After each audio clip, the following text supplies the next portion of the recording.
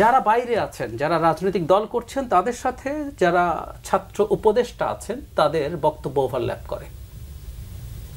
Proclamation বাইরে থাকা স্টুডেন্টরা ডেকেছিলেন 31 ডিসেম্বর, কিন্তু একজন উপদেষ্টা, একজন ছাত্র উপদেষ্টা তো উনিও আহ্বান জানিয়েছিল ওখানে বসে, অথচ সরকার কিন্তু ডিনাউন্স করেছে যে আমরা এটা পার্ট না, আমরা এটা এভাবে দেখতে চাই না, আমরা এভাবে করব, এটা তাদের করলেন। মির্জা ফখরুল ইসলাম আলমগীর একটা মন্তব্য করেছেন, সেটা ছাত্র উপদেষ্টাদেরকে নিয়ে। খেয়াল করি, মিস্টার নাহিদ জবাব দিয়েছেন, আমি মনে করি ঠিক হয় নাই, এটা সরকার একসাথে বসে একটা জবাব দিলে ভালো হতো, কিন্তু তারপরে মিস্টার নাহিদ দিতে পারেন, কারণ বক্তব্যটা তাদেরকে উদ্দেশ্য করে দেওয়া হয়েছে। কিন্তু এটা এরপর ছাত্র সমন্বয়করা সবাই শেয়ার করা এবং খুব অ্যাগ্রেসিভ ঢঙে কথা বলা কেন? আপনাদের সাথে তাদের কি? আমরা যদি প্রশ্ন করি, আপনারা তো একই লোক নন, বলছেন অ্যাটলিস্ট। আচ্ছা, আরো কথা, জনাব নাহিদ একাধিক সাক্ষাৎকার দিয়েছেন দুটো সমানে, খুব লিডিং পত্রিকায়, দুটো পত্রিকায় দুটো সাক্ষাৎকার দিয়েছেন। উনি বলছেন দলে যেতে পারেন, এখনো সিদ্ধান্ত হয়নি, তখন পদত্যাগ করে যাবেন। তারপর আপনি সরকারে বসে আছেন, একটা দলে যাবেন, মানে আপনার মনের মধ্যে একটা দল আছে? প্রশ্ন। আচ্ছা, বাকি দুজন যদি তারা এখনই যাবেন না, তারা যখন যাবেন তখন রিজাইন করে যাবেন, মানে আরো দুজন সরকারে বসে আছেন যারা দলে যাবেন বলে বুকের মধ্যে চেতনা ধারণ করে আছেন। এগুলো প্রশ্ন তৈরি করে। নট অনলি দ্যাট, এবং সম্ভবত এটাই সবচেয়ে গুরুত্বপূর্ণ, আমাদের প্রধান উপদেষ্টা তার লাস্ট একটা ইন্টারভিউতে ফিনান্সিয়াল টাইমসে উনি যেভাবে ছাত্রদের রাজনৈতিক দল সম্পর্কে, ছাত্রদের রাজনৈতিক দলকে কিন্তু সবাই আমরা এনকারেজ করি, এবং আমি আমার একটা কথা একটু বলে নেই, এটা একটু বলে নেওয়া ভালো। আমি দেখছি সামনের দুটো নির্বাচনে বিএনপির জিতে যাওয়ার সম্ভাবনা মানে জেনুইন ভোটেই এবার বেশ বড় মেজরিটিতে, পরের মেজরিটি কমলেও সরকার গঠন করে ফেলতে পারবে বলে মনে হয়। এটা একটা অ্যালার্মিং সাইন রাজনীতির জন্য। কোনো রাজনৈতিক দল এরকম নিশ্চিতভাবে যদি থাকে, এটা তার চরিত্র নষ্ট করার সম্ভাবনা প্রায় শতভাগ। সো আমাদের এই যে পলিটিক্যাল ভ্যাকিউম আছে, সেখানে রাজনৈতিক দল গ্রো করুক এবং ছাত্রদের দল সেই জায়গাটা নিক বলে আমার ব্যক্তিগত চয়েস। সো প্রধান উপদেষ্টা তাদেরকে এনকারেজ করতে পারেন, কিন্তু ওর সাথে তিনি কয়েকটা মন্তব্য জুড়ে দিয়েছেন। আমি আর ফুয়াদ ভাই আগে একটা শোতে ছিলাম, সেদিনই ঘটনাটা ঘটলো, এবং আমরা ওখানেও অন রেকর্ড বলেছিলাম যে একটা ক্ল্যারিফিকেশন, যেমন ওই যে আল জাজিরার বক্তব্য নিয়ে, যেখানে 4 বছর পর্যন্ত হতে পারে বলে একটা মন্তব্য না, কিন্তু ক্ল্যারিফাই করেছেন, সেটা কিন্তু হয় নাই। ফলে উনি যেটা বলছেন, ওদের অর্জন ওরাই রক্ষা করবে, না হলে অন্যরা আগের সিস্টেমে এসে ঢুকে পড়বে। সো এক ধরনের ইঙ্গিত আছে। এই সব কিছু মিলে আমি ধারণা করি বিএনপি তারা মুখেও কতগুলো কথা বলে ফেলেছে, তারা 1-11 কথা এনেছে, তারা বিরাজনীতিকরণের কথা এনেছে, তাদের তো একবার একটা খারাপ এক্সপেরিয়েন্স আছে। এই সরকার করবে কিনা যে ডিফারেন্ট ডিবেট, কিন্তু যে ঘর পোড়া গরু সিঁদুরে মেঘ দেখলে ভয় পায়, তাদের অবস্থা সেরকম হয়েছে। সো একটা অস্বস্তি আছে। সফল করেছেন তাদের মধ্যে আছে। জাহিদ ভাই যেটা বলেছেন এটাও কারেক্ট। যারা সাকসেসফুলি একটা ফ্যাসিস্ট রেজিমকে সরিয়েছে, তার কিন্তু একটা অস্বস্তি আছে। আপনি যদি ইন্টারভিউগুলো শোনেন গতকালকে এবং আজকে 32-এর সামনে, ছেলেমেয়েরা অনেকেই যারা আন্দোলনে ছিল তারা কিন্তু এটা বলেছে যে হাসিনা যদি ফিরে আসে তাহলে আমাদেরকে আয়না ঘরে যেতে হবে। তাহলে এই যে শঙ্কাটা তরুণদের মধ্যে ঢুকে গেছে যে আওয়ামী লীগকে, হাসিনাকে, শেখ পরিবারকে যে কোনো মূল্যে ঠেকাইতে হবে, এই ঠেকাইতে না পারলে তার নিজের অস্তিত্বের একটা স্বার্থ এখানে জড়িয়ে গেছে, যে আমি গুম হয়ে যাব, আমি নিখোঁজ হয়ে যাব, আমাকে আয়না ঘরে চলে যেতে হবে। দ্বিতীয় অস্বস্তি যদি বলেন, সেটা হচ্ছে যে এই ছাত্রদের দলটা কি আসলে একটা কিংস পার্টি হচ্ছে কিনা, সেটা নিয়ে একটা যথেষ্ট কানাঘুষা আছে, কথাবার্তা আছে।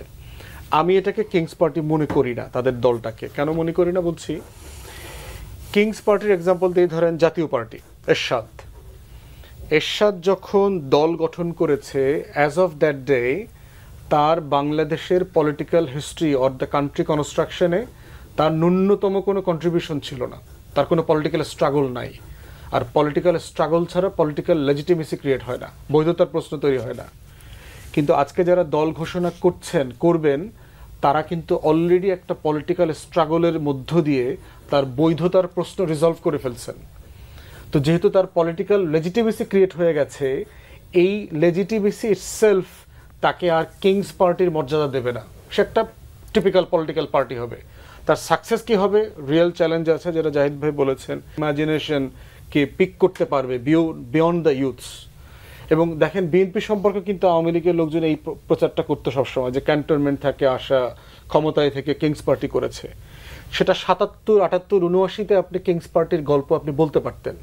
কিন্তু বিএনপি এরশাদের পুরো পিরিয়ডে এবং গত 16 বছরের তার পলিটিক্যাল স্ট্রাগলের মধ্য দিয়ে তার একটা লেজিটিমেসির কোশ্চেন সে রিজলভ করে ফেলছে। অতএব বিএনপিও 81-র পরে আর কিংস পার্টি না, বিএনপির কিংস পার্টির তকমাটা 77 থেকে 81 হইতে পারে, যেহেতু তো একটা বৈধতা সে অর্জন করে ফেলেছে। সেই জায়গাতে আপনি আমাদের এখন বর্তমানে একমাত্র কিংস পার্টি বলতে পারবেন জাতীয় পার্টিকে। তার আগে এবং পরে বাংলাদেশের পলিটিক্যাল হিস্ট্রিতে তার ন্যূনতম কোনো কন্ট্রিবিউশন নাই, তার কোনো পলিটিক্যাল স্ট্রাগল নাই, এই রাষ্ট্রের কনস্ট্রাকশনে তার কোনো কন্ট্রিবিউশন নাই। সেই জায়গাতে আমি অস্বস্তির জায়গাটা এইভাবে দেখছি না। আমি দেখতে পাচ্ছি যে কনভারসেশনে ঐক্যমত কমিশন যখন বিএনপির সাথে বসবে তখন তার বোঝাপড়াটা কোথায় হচ্ছে, সেখানে আশ্বস্ত হবার মতো জায়গাটা হচ্ছে যেটা মর্তুজা ভাই কারেক্টলি পয়েন্ট আউট করে ফর দ্য ইলেকশন তিনি খুবই পারসিস্টেন্টলি একই কথা বলেছেন।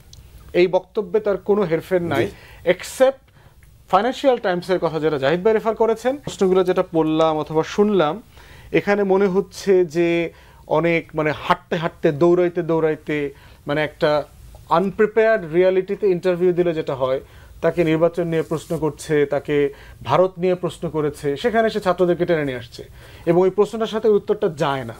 এজন্য আমরা বলেছিলাম যে বেনিফিট অফ ডাউট তাকে দেওয়া উচিত এবং দিয়ে অন্তর্বর্তীকালীন সরকারের পক্ষ থেকে একটা ক্লারিফিকেশন আসা দরকার, যেহেতু এখানে সরকারের একজন প্রতিনিধি আছেন এবং ভেরি রেলেভেন্ট, এবং আমাদের কাছে খুব তাড়াতাড়ি একটা স্বস্তির ব্যাখ্যা দেবেন যাতে এই অস্বস্তিটা আর স্প্রেড না করতে পারে। বিভ্রাট হবে না এমন কোনো নিশ্চয়তা নেই, উপদেষ্টা বলছে। মানে এটা কি আগের নসরুল হামিদ বিপু বলতেছে না আমাদের না ফজল কবির খান বলতেছে, কথা তো একই রকম লাগতেছে, একই কথা। কিন্তু এই শব্দগুলো আমরা শুনে শুনে অভ্যস্ত, কিন্তু এই জিনিসপত্রের দাম কিছুটা বাড়ছে তো মানুষের কষ্ট হবে না। সম্ভবত একজনে লিখে দেয় না তা জানি না, আগেও বলতো দাম একটু বেড়েছে মানুষের কষ্ট হবে না, এই দাম বাড়লে মানুষের কষ্ট হয় না কেমন করে ভাই, কেমনি করে হয় না, আমি তো বুঝি না কিছু। আবার আগে মন্ত্রী বলতো মানুষের ক্রয় ক্ষমতা বেড়েছে, তো 5 বছরের বেতন বাড়ে না, ক্রয় ক্ষমতা কী হয়ে পারে, টাকা পয়সা কি আসমানি উপায় আসে? খেজুর খেয়ে ই করতো না, রোজা রাখতো না, আসমানি উপায়গুলো আসে না, এটা আর্ন করতে হয় নাহলে লুট করতে হয়। তো এখন উনি যেটা বলতেছেন যে দাম মানে এগুলি কি জানেন, মানে এক এক সময় এক একটা লেম এক্সকিউজ দিয়ে তারা কিছু একটা করে নেয়, করে নেওয়ার পর পরে নানা রকম চাপ পরে এক একটা 100 ব্যাখ্যা দেয়। এই যে মাঝখানে যে আপনার প্রায় শতাধিক পণ্যের যে ভ্যাট বাড়াইলো, তারপরে আপনার আপনার ডিউটি বাড়াইলো আপনার এই মানে সেবা খাতে, কি ব্যাখ্যা বলেন, কেন, কার সঙ্গে আলাপ করে করছে? অথচ এই আহসান মনসুর আগে সরকার আমলে কিন্তু বলতেন উনি যে এক্সপার্টরা সবার সঙ্গে আলাপ আলোচনা করে করেন, তো ওনারা কিন্তু এটা করেন না, ওনারা কিন্তু এটা করেন না। কি বলবেন, এখানে বলার কিছু নাই। এই সরকার বেসিক্যালি অনভিজ্ঞ সরকার, অনভিজ্ঞ হওয়া স্বাভাবিক, অভিজ্ঞ সরকার আপনি পাবেন কই? তো অনভিজ্ঞ হোক, কিন্তু অনভিজ্ঞ হওয়ার ফলে ওনারা যে বুঝবেন যে আমি অভিজ্ঞ লোকদের কাছ থেকে পরামর্শ নেই, এক্সপার্টদের কাছ থেকে পরামর্শ নেই, এত কিছু তো লাগে না রে ভাই। সিম্পল আমি একটা কথা বলি, ধরেন একটা কোনো বড় একটা সিদ্ধান্ত নেবেন, যে সিদ্ধান্তের কারণে সাধারণ মানুষের মধ্যে একটা প্রভাব পড়তে পারে, নেতিবাচক প্রভাব পড়তে পারে, ওনারা কিন্তু সহজেই পারেন, পলিটিক্যাল পার্টিগুলোকে ডাকতে পারেন। কিন্তু আমার সামনে এই ক্রাইসিস, বলুন তো আমরা কী করতে পারি? এতে কিন্তু আত্মসম্মান যাবে না, ইজ্জত যাবে না, কিন্তু ডাকতে পারেন, তবে ডাকলে অসুবিধাটা কি? তারপরে কিন্তু সবাই মিলে যখন সিদ্ধান্ত দেবেন, পলিটিক্যাল পার্টিগুলো তো অবুঝ না, তাকে সিদ্ধান্ত দেবেন, কিন্তু ওইটা বলে তাদের ইজ্জত যায়। আমি যা বলবো এটা বলা যাবে না, পলিটিক্যাল পার্টিকে ডাকবো খালি চা খাইতে, তো এটি তো হলো না। জি, গোলাম মর্তুজা। ধরা যায় না। তো সিন্ডিকেটটা কি? তো সিন্ডিকেট বলতে আসলে কোনো কিছু নাই, কিছু ব্যবসায়ী আছেন, সেই ব্যবসায়ীদের হাতে পণ্য কি পরিমাণ সে আনবে, কি পরিমাণ বাজারে ছাড়বে, কখন ছাড়বে না, এটা তারা নির্ধারণ করে, এবং সেটা কোনো অদৃশ্য সিন্ডিকেট না, এটা দৃশ্যমান কিছু ব্যবসায়ী, এটা সরকার জানে, সব সরকার জানে। কিন্তু যেহেতু সেই সমস্ত ব্যবসায়ীদেরকে নিয়ন্ত্রণ করার জন্যে যে মেকানিজম একটা সরকারের হাতে থাকতে হয়, সেই মেকানিজমটা সরকারের হাতে নাই, এবং সরকার সেটা, কোনো সরকারই সেই মেকানিজমটা অর্জনও করতে চায় না। রাজনৈতিক সরকারের অনেক পিছুটান থাকতে পারে, কিন্তু এই সরকারের কি সেগুলি থাকা কথা কিনা? এই সরকারের আরও বেশি থাকার কথা, এই কারণে যে এই যে সিন্ডিকেট বলে যাদেরকে বলা হচ্ছে, কয়েকজন মানুষের হাতে তো অনেক ক্ষমতা, এই রকমের অনির্বাচিত এবং যেটা বলা হলো যে একটা অনভিজ্ঞ, আসলে অনভিজ্ঞ, সরকার পরিচালনায় অনভিজ্ঞ, অনভিজ্ঞ একটা সরকার এসে রাতারাতি যদি সে ওই জায়গাগুলোতে একটা নিয়ন্ত্রণ প্রতিষ্ঠা করতে চায়, ওই জায়গাগুলো যদি ভাঙতে চায়, তাহলে সারা দেশে এখন যে অবস্থা আছে তার চেয়ে আরও বেশি অরাজকতা তৈরি হতে পারে। সিন্ডিকেট বা ওই যে জায়গাটার কথা বলছেন সেটা যদি ভাঙতে হয়, সেটা অবশ্যই ভাঙতে হবে একটা রাজনৈতিক সরকারকে। এই ধরনের সরকার এসে সেটা ভাঙতে পারবে না। এই ধরনের সরকারের সুবিধা কি, অসুবিধাটা কি, আপনার সেই জায়গার আলোচনায় যদি আসেন, বিদ্যুতের কথা যদি বলেন, সুবিধাটা কি? এই ধরনের সরকার আসার ফলে কি হয়েছে? আপনি সিন্ডিকেটের কথা বলছেন একটা দাম বাড়ার ক্ষেত্রে, এই সরকার আসার ফলে দেশের সুবিধা কি হয়েছে? অনভিজ্ঞ তো বুঝলাম। সুবিধা হয়েছে যেটা, প্রতিদিন 1-1.5-2 কোটি টাকা ব্যাংক থেকে জালিয়াতি করে নিয়ে বিদেশে পাচার করা হতো। এই সরকার যেদিন থেকে দায়িত্ব নিয়েছে সেই দিন থেকে এই ব্যাংক থেকে জালিয়াতি করে টাকা নেয়া, পাচার করাটা বন্ধ হয়েছে। এখন প্রশ্ন হচ্ছে, আমাদের কাছে ওইটা গুরুত্বপূর্ণ আলোচনার মধ্যে পড়ে না। আমার কাছে বেগুনের দাম 5 টাকা বাড়লে সেটা খুব গুরুত্বপূর্ণ, কারণ আমি তো ভুক্তভোগী। ব্যাংকের টাকা কে নিয়ে গেল, কার টাকা নিয়ে গেল, ওইটার সাথে তো আমার জীবনযাপনের কোনো সম্পর্ক নেই।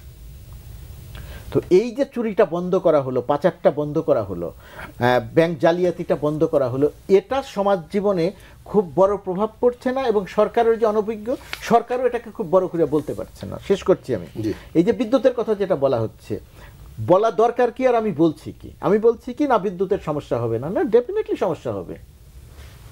জিনিসপত্রের দাম বাড়বে না, অবশ্যই জিনিসপত্রের দাম বাড়বে। সমস্যা কেন হবে? বিদ্যুতের যে পলিসিতে গত 15 বছর ধরে চলেছে, অ্যাবসলিউটলি একটা রং পলিসি। প্রথমত কথা, দেশের ভেতরে একটা রং পলিসি, ভয়াবহ রকমের রং পলিসি, সেটা আমি একদম সুনির্দিষ্ট বলতে পারি, সময় না থাকার কারণে আমি সেটা বলছি না। ভয়ঙ্কর ক্ষতি যেটা করে গেছে যে ভারতের উপরে ডিপেন্ডেন্স আমাদের, আমরা ভারতের উপরে নির্ভর করে থাকবো। আদানি বিদ্যুৎ বন্ধ করে দিবে, বাংলাদেশ অন্ধকার হবে থাকবে। আমার পর্যাপ্ত কয়লা কেনার, জ্বালানি কেনার পর্যাপ্ত পরিমাণ ডলার নাই। পরিস্থিতি আগের চেয়ে একটু উন্নতি হয়েছে, কিন্তু ওই রকম উন্নতি হয় নাই যে আমার দেশে যে কয়টা বড় বড় পাওয়ার প্ল্যান্ট হয়েছে সব কয়টা চালানোর জন্য যত কয়লা দরকার সব আমি কিনতে পারবো, এটা তো নাই। সুতরাং এই সমস্ত সব জায়গাতে সমস্যা হবে, কিন্তু ওই কথাটা খুব ক্ষতিকর যে কোনো সমস্যা হবে না। আমাকে বলতে হবে যে হ্যাঁ সমস্যা হবে, এই কারণে হবে। ডাক্তার জাহিদুর রহমান পিআর করেন কিন্তু অন্যান্যরা করেন না, এটা ইম্পর্টেন্ট। যেমন ধরুন ভ্যাটের দাম যেমন বাড়বে না, খুব সমস্যা হবে না বলা হয়েছিল, অথচ আপনি না ভ্যাট কোন পরিস্থিতিতে আপনি বাধ্য হচ্ছেন সেটা বলা দরকার ছিল। কিভাবে অর্থনীতিটা, আপনার তো এখন অসাধারণ সুযোগ আছে, এবং এটা গাল গল্প না। শেখ হাসিনা এই দেশকে কি করে গেছে, ইউ ক্যান সে দ্যাট। যে বিদ্যুতের কথা, হ্যাঁ আপনার এই হবে, আপনার এই সমস্যা হবে, আপনারা একটু কষ্ট করে মেনে নেন, আমরা চেষ্টা করছি। সিন্ডিকেটের আলাপ আসলো।